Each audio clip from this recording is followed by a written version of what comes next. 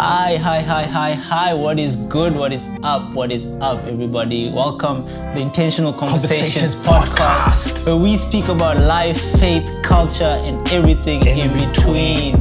My name is Marvin Kimani, and I got my bro. My name is Luxolo Kentane, but you guys might know me as Lux Kent. I hope you know me as Lux Kent, because I actually rap. I tried to rap. What do you prefer? Tell them. I prefer Luxolo, but like I make music and that's like, I actually thought at some stage I should change my name from Lux Kent to Luxolo, but I was just like, it's gonna be too much admin. And so my first stage name was Kent Zido. Yeah. We I don't know that, if you still remember that one. I do. I actually heard about you before I met you, bro, a while back. Like Chris. Yeah, so Chris. Do you know Kent Zido? Firstly, like, that name. That? You know how cool that name was. It was the name at that time, right? Bro, it's like when I said to people, hey, I want to change from Kent Zido to Lux Kent, they were just like, what? That name is so nice, like, though. what are you That's because people get associated with a specific thing. Change is very hard. Yeah. And so I changed from Kent Zido to Lux Kent for brand purposes. Yes. You know, get a logo and whatever. And I just felt like Lux Kent. Yeah. Did you come up with it yourself or somebody suggested? So people were like calling me Lux. Like where we from, like people call you by your surname sometimes. Okay. So like Kentane, you know, or like Kent or whatever. So sometimes, people call me by my surname. People call, you know, like I think black people generally give people nicknames all the time. I know this, bro. So people just gave me nicknames, and how Kent Zido came about is because people called me Zido. Ah, okay. And so it was like Zido, but I didn't want to call myself Zido, so I call myself Kent Zido. Yeah. Zido. You okay. know? So people call me Zido, played sport, and so, yo, Zido. So like that would always be my thing to hype me up. You call me Zido. Yeah. And some people will call me Kent, or some people call me Kentane. So I was like, people call me Lux Kent. So let me just kind of like put it together. I think the name works. I prefer Kent, if I might say. And Zido was also cool. But it's like one of those things that we called each other in the sports field. If it's your dude, then Zido works. Yeah, like in the sports field. But speaking of sports fields, today's topic kind of revolves around that. We're speaking about men today, bro. Speaking about men, and it's a huge topic. We probably won't have enough time to cover everything. So we're probably gonna just touch on a bunch of various points. But today we want to talk about specifically men, their roles in the church, outside the church, the interplay between the two, what is missing, what should be there, how do we move forward better, and especially in light of things like gender-based violence, which is men who are causing harm. Causing harm to females and in light of all that, and again, it's a huge topic. So if you're watching this or listening to this and thinking they better say this or we probably won't touch all of them, but we're gonna try and speak. We're starting the conversation. Exactly. I think it's important for us to continually have the conversation. Yes. That's why we're doing it in 2021. And not talk about it when it's hot. When it's hot. Oh, I mean, don't mind hot, but not talk about it when there's like, you know, hype. Unfortunately, like someone, you know, another woman Something has been killed, or more stats have been revealed, or someone close to us. But for us to be consistently speaking about that we are a problem. Yeah, we have to. We are a problem. We are a problem. So let's get into it. I think this is a meaty topic. So I hope you're prepared, bro. Let's start with unhelpful or harmful ideas of masculinity in society, and I like the way that fell. It landed well. The poetry in you. Bro, it came out. So, like, just what we've been taught as men from society. I will start with me, and this probably even before society. It's probably in my family, bro. Yeah. Sure. Crying, bro. Like my earliest. Bro. As early as I can remember, it's like, what are you crying? Are you gonna cry? What are you crying about? This is from men, right? It's like, you know, like, oh, he's crying. You know, look at him. He's a trying to like make you like into a female. I don't know. You know what I'm saying, right? That's early memories, bro. I remember being asked to carry like a jug of water, a jug of water, but this thing was heavy, right? And I'm like shaking, right? It's like, what are you shaking about? Where's your strength? Da da da da da da, right? And then now I'm like embarrassed. I was like super shy kid. So I'm embarrassed and I'm just like, I'm starting to tear up for some reason because now all the attention is on me. These men are sitting here. They're like, look at him. And that just, oh, now he's going to cry. It just like streamrolled. And so that's the one, right? So men don't cry. You don't cry. Yeah. If you cry, you are a female or you are a lesser man. Sure. That's the one I can remember, maybe as I think of others. So many, bro. Yeah, I think in relation to that, I think for me, what I'm so fascinated about around it is kind of, I'm fascinated between the collision of African culture and Western culture and our perception of manhood. And they both have pros and cons. And so on one side, I'm going to this white school. And there's different perceptions of to be as a man. And so in school, a guy can cry. Oh, for real? And it's accepted. Sure. But purely because the white guys are crying. It's fine. Yeah, it's not so much. Totally different when I'm at home. Yes. Or better yet, when I'm really at home, not just with my immediate family. Yeah, rules. And so it felt like, they speak about language and code switching, but actually everything changes when you go out from one context to another context. Yeah. And so in school, I can fight for my right to be a man. Yeah. But when I'm out in public with other black people, it's a lot more harder. I just have to be a totally different person. Yeah, there's a persona. I must be a lot more harder. Yeah. It's like if you go to the shop, you mustn't smile. You got to look as strict as you possibly can, because you're a man. Yeah. And so there's always these. You feel like your whole life is. I don't know. Yeah, but like you feel like you consistently have to change. You have to adapt. You have to be. And so how do you do you suppress your emotions? What does it look like not to suppress your emotions? And so I remember when I went into high school. We're playing sport and you're playing rugby, so you got to be all macho and stuff, and the guys like those type of men. Yeah. Right? So you got to be strong. You got to bulldoze everyone. But even with that, I found that within that space, it was very toxic. It's like we use women. Dude. With the men, it's like. Do you think that's one of them? So women? It's like you use women like there's a lot of attention of how your body looks and what type of body style you have or from muscles, and so guys are taking drugs and doing stuff just to look good. It's this whole thing of you acting to be a specific person. In class, as a male, it's like you didn't really have to excel academically, but you can excel on the physical side, on the sports side. Yeah. That makes you a man. And so actually what makes you a man is if I'm sleeping with more women and I'm failing in school, I still have a privilege to be honored and loved as a legit man. Sure. And so you kind of have to walk in between those two because my friends are there. Yeah. And so it's like, you have to do well in sport and just do okay in school, just not to fail. Yeah. But if I fail, then all the guys don't want to be my friends anymore because I'm a failure. Yeah. And amazing how that changes when you get out and you go to varsity. Yes. And so I don't know, I felt like as a man, because of maybe I'm in Western spaces and also I'm raised in an African home. Yes. You're just consistently juggling. You're consistently juggling. You're consistently juggling. You're consistently juggling. And I really think part of it is maybe showing us where we are as a nation and as a people. That messes with our identity as men. And I think once our identity is being attacked, changed, messed in some way, it flows out. Bro. So I think I mentioned the crying one. You mentioned the one with women, body, how you look, muscular. So this things of strength, like a man must be big, strong. What's the opposite, right? What would you say? Because me and you both believe in the Bible, in the scriptures.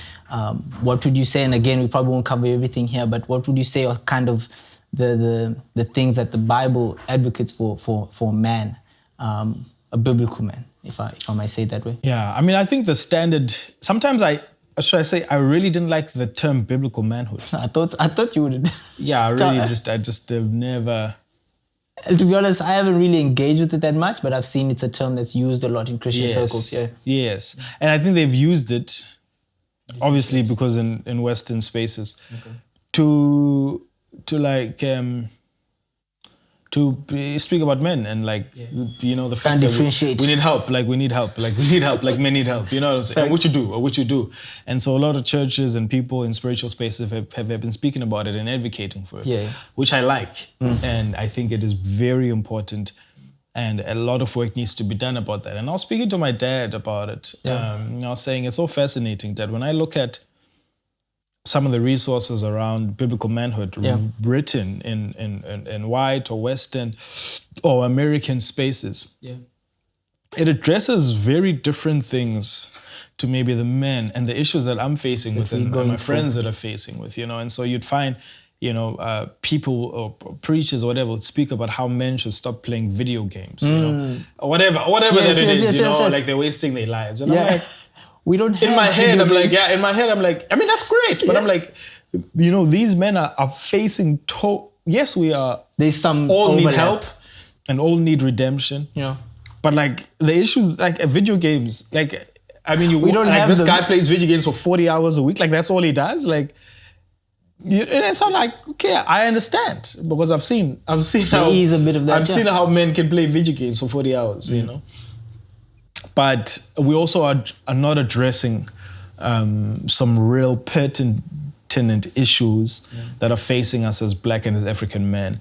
But we are in this collision, obviously, because life is a collision. It's this kind of battle of tensions. And so how do we walk through it? And I think the standard should always be Jesus.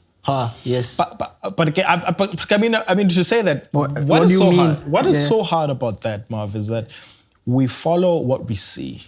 You follow what we see. Yeah. And so a lot of men,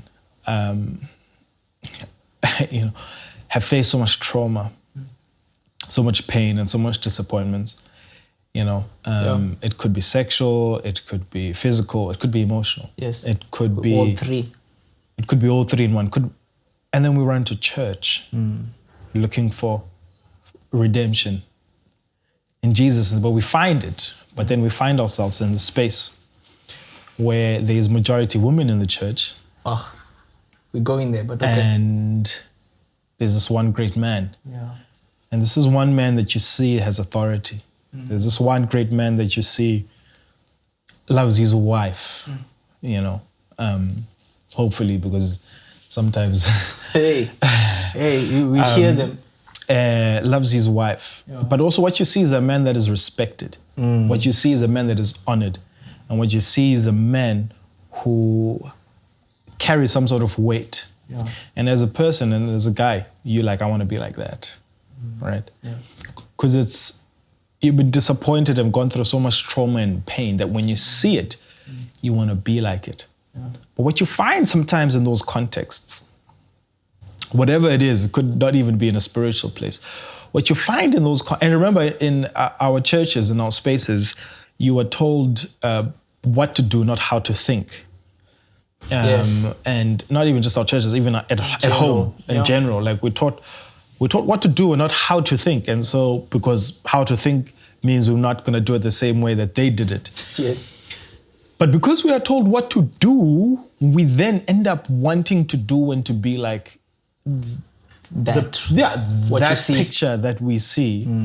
And we never really get to think, to observe, and to imagine the way that we should be. And I think that is a big worry, where there is not enough men who we can go to, who will allow us to be who we are called to be.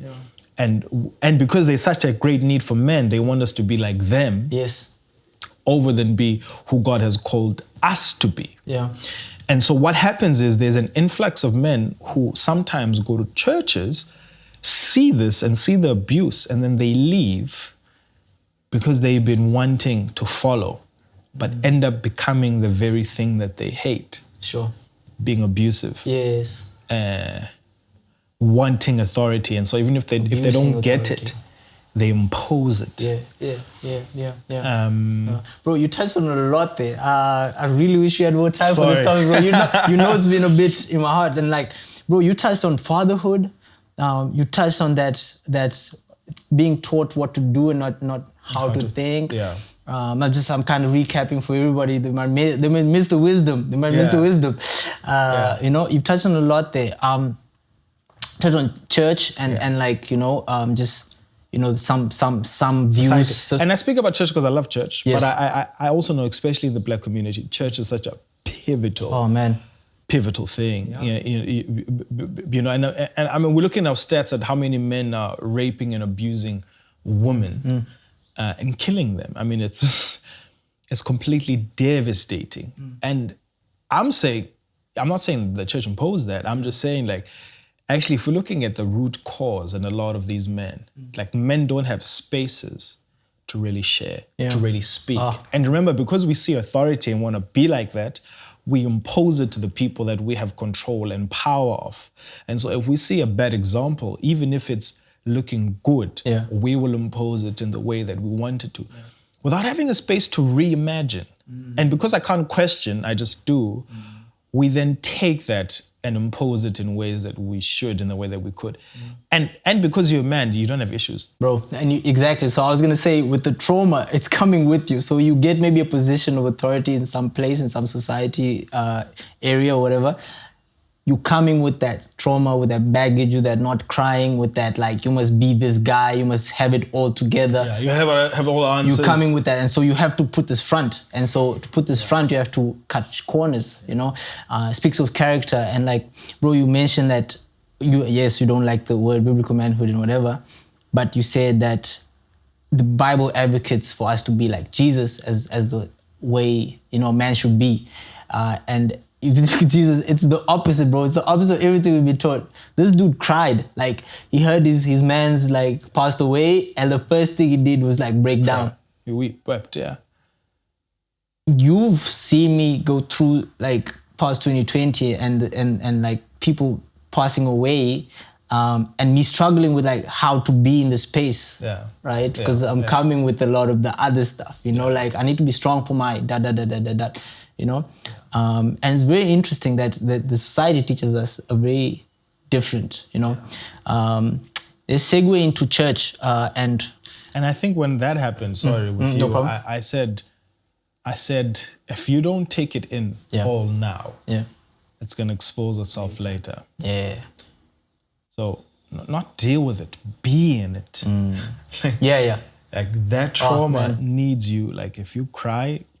Like, if you, whatever that you're going through, you gotta address those emotions, because if you don't, they will come back fighting at you 10 times harder later. Come out somewhere. And so, yes, you need to be strong for other people, but right now, like, you actually don't.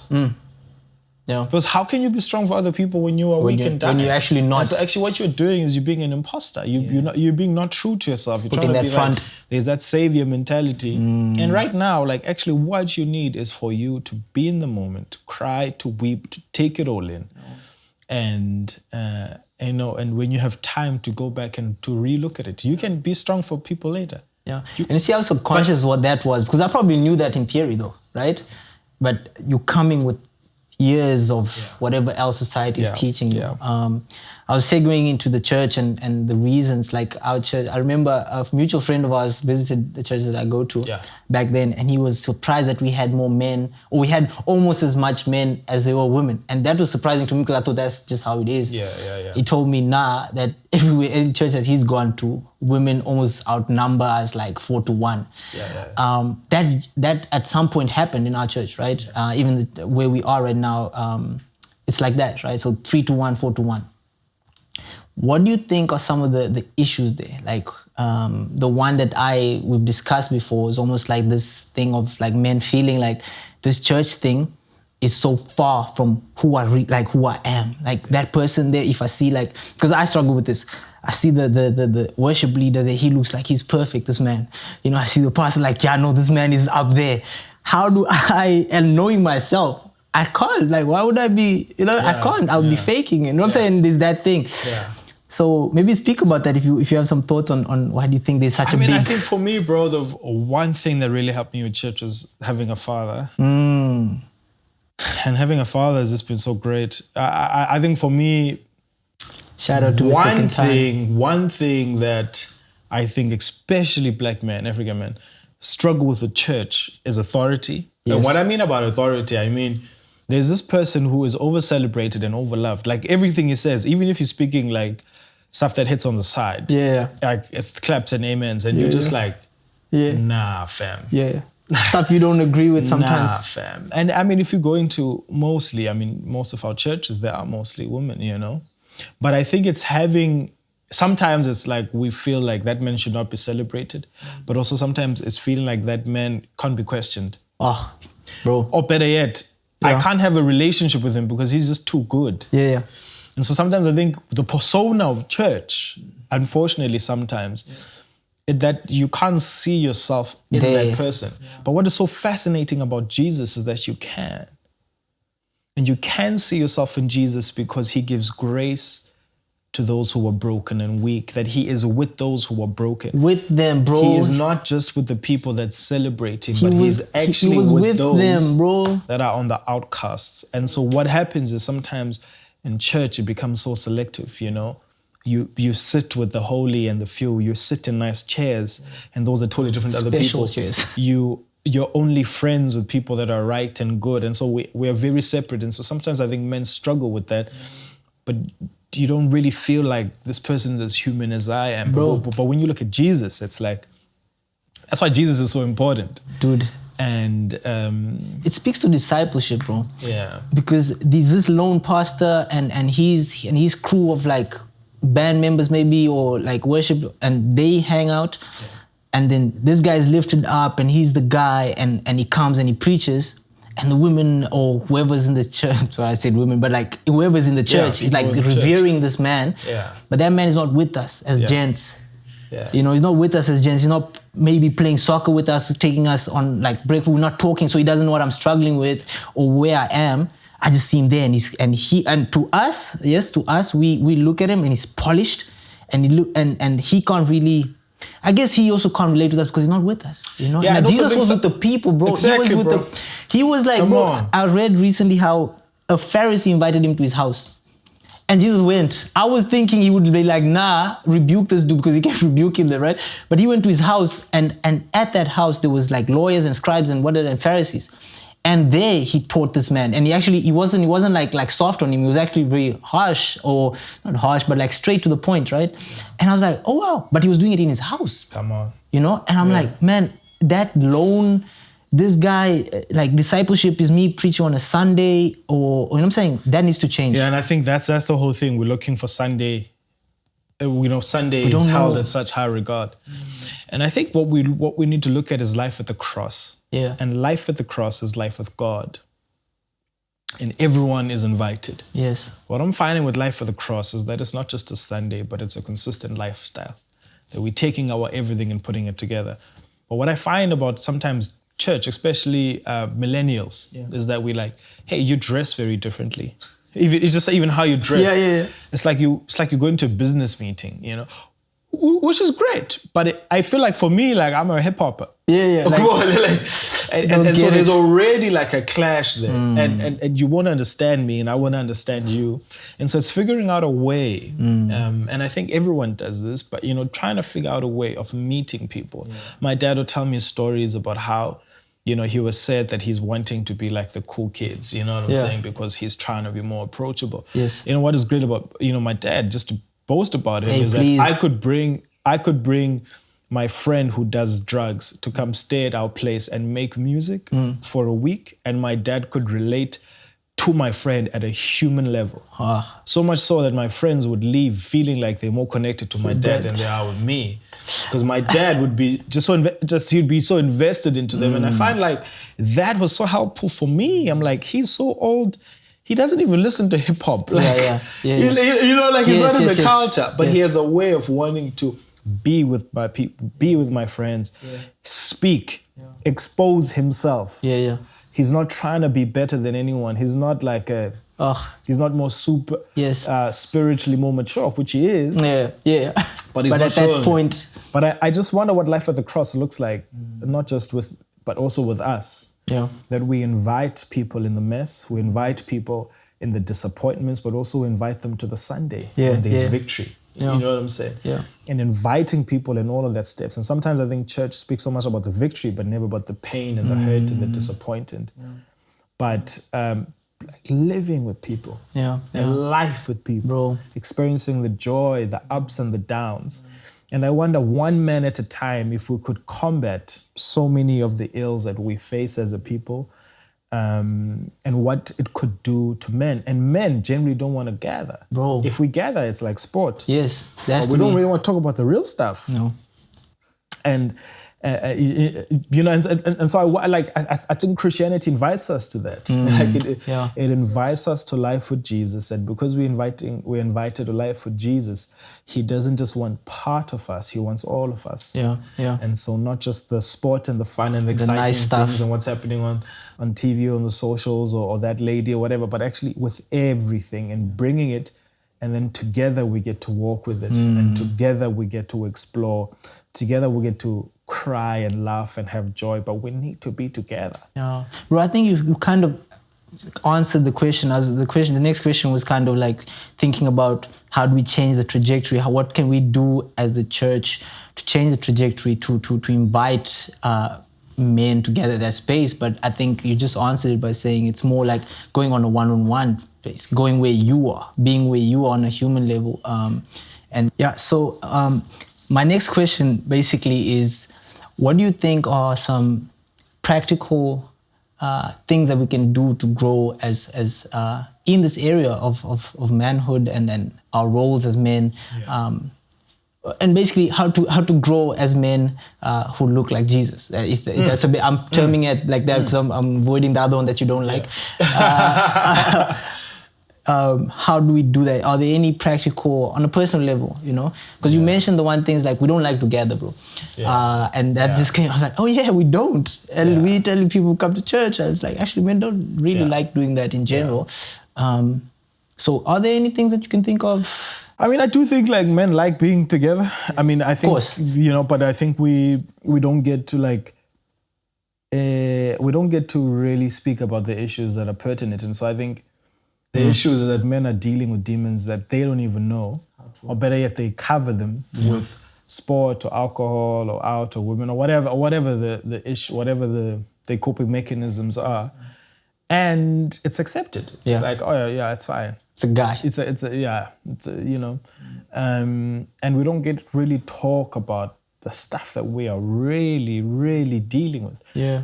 You know, one thing one thing I decided to do very on, and part of my own discipleship thing was to say, I want close friends that know everything about me. Yeah. Just some close friends that know everything about me. Like if something happens, like I know like Marvin knows. Yeah.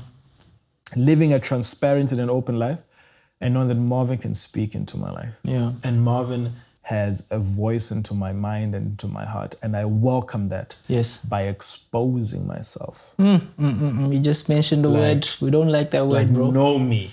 Oof. Because I get better.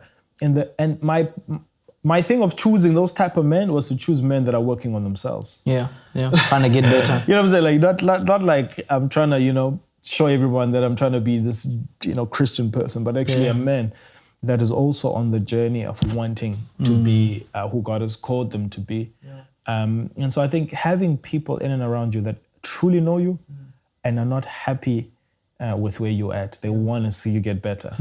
Because sometimes I think I'll say to you, I've got this problem. And you're like, I've got it too. And it's like, I know, like, let's just leave it. Yeah, no, we've tried everything. Everybody has it. Everyone has it. It's fine. It's like, it's a guy thing. It's like, I'm human. That's all I am. God understands. Yeah. And you know, which is true, but it's just not helpful because it's just, you're not working from a place of hope. And I think one of that for me would be that, but I know that you've got like a lot of stuff to say about this. Bro, so there's this one thing, like, I know like in what do you call men's ministry, right? Yes. So they will focus on that one thing, sexual purity, whatever. Yeah. I've never been to any men's ministry. Oh, real? So we've had those. And I've gone to various, some in our church, some outside of our church. But it's like this men's ministry, we gather on a Saturday, whatever.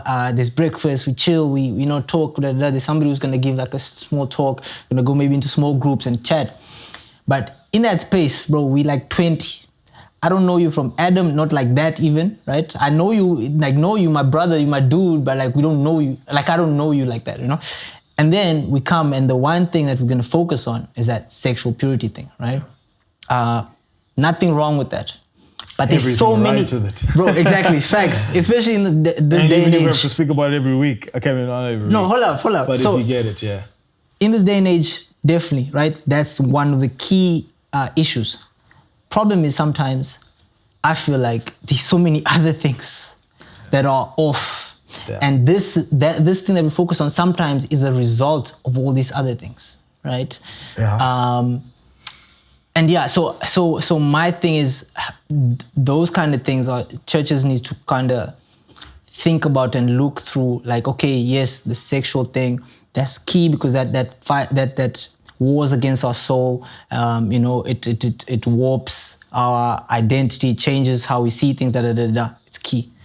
But there's other things around it, like discipline with your money. You know what I'm saying? How you treat people. You know what I'm saying? Yeah. And yes, they all interplay. And so let's not only focus on that thing, you know? So I think that's one of the things. And this is kind of leading up to my next question. But before I go to that, let's talk about fatherhood. And like this, bro, fatherlessness is been, I think, an issue. And it's an issue probably globally. Yeah. And I think it's a real thing out here, man. Like fatherhood, like people not being there for their children, and that playing out in society. You know, I know the one thing they say about people who join gangs is looking for that father figure. And I was like, what? And it's like, yes, the belonging thing is one, right? So they want to belong to something, but also looking for a father figure. And so whoever is the captain of this gang or the leader of this gang becomes that, and he uses it. Right? So kids on bikes and stuff delivering drugs or whatever, right? They don't have a father or whatever, but this guy is now their father. He gives them something on the side, gives them advice, you know? So I think it's a big, big topic, and maybe just touch on it if you have any thoughts on that, because I feel like we can't talk we can't talk manhood or, you know? I mean, it's so fascinating that a lot of the guys I know who didn't grow up without fathers, didn't grow up that far. Without fathers. Okay. You know, it's this narrative of like, I'll never be anything like my father, you know? And it's so fascinating. I mean, over the last 20 years, a lot of them are just like them, you know? Yeah.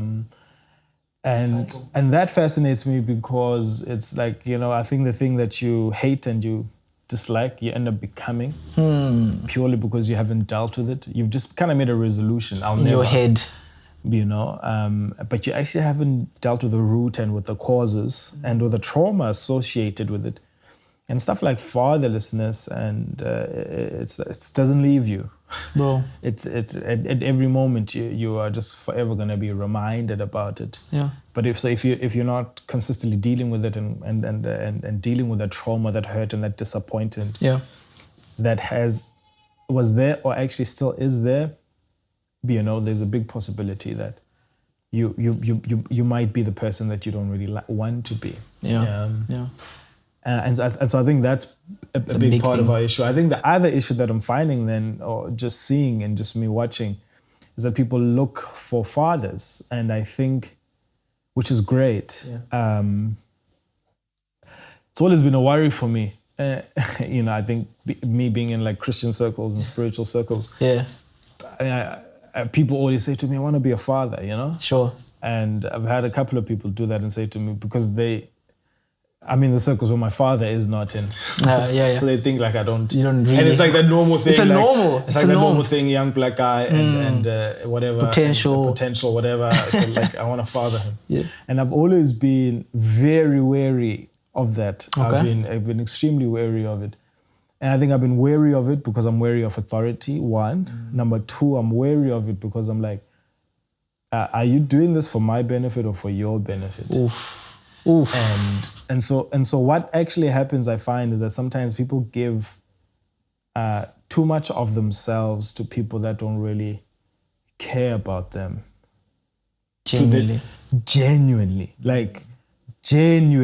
you know, it's like, and that worries me a little bit on a personal note. It's like, oh no, that's my son, or like, I mentor him, or whatever, and that's great, you know. But I'm just like, hey, are you? Yeah, the genuineness has to be there. Are you genuinely wanting to genuinely invest? And so I think it's just be careful about the people that you allow. Be friendly and love people, but just be careful of the people that you allow. So on the one hand, we do need it. On the one hand, you do need older men, people who can speak into your life. And sometimes not even necessarily older men, but yes, let's say older men because we're talking fatherhood. Older men, people who can speak into your life, but on the other hand, you need to be careful who those people are. You need to see their character. You need to know that they genuinely love you for you. Because I think you've hit it on the head, bro. A lot of people said to me, you know, in not many words, like I should stop the music thing. Okay. Like not many words. Yes. And other things they said I should. Yes, the music thing, of what they thinking. The music thing, of what they thinking, was what they want me to be. Yes. And so it's like, people want to like be my mentor or father because they want me to be like them, or what they have me in to mind. be the version of what they want me to be. It's not to say that I don't want that, but I think it's hard when you've made up your mind without like including me in that conversation. And so that's a bit of a worry. But I think it's so important to have older men and seek for that. I think we need to pray for it. I think we're in a place and a time where it's hard to find. But I do think you need to pray and ask God to reveal that in and through you.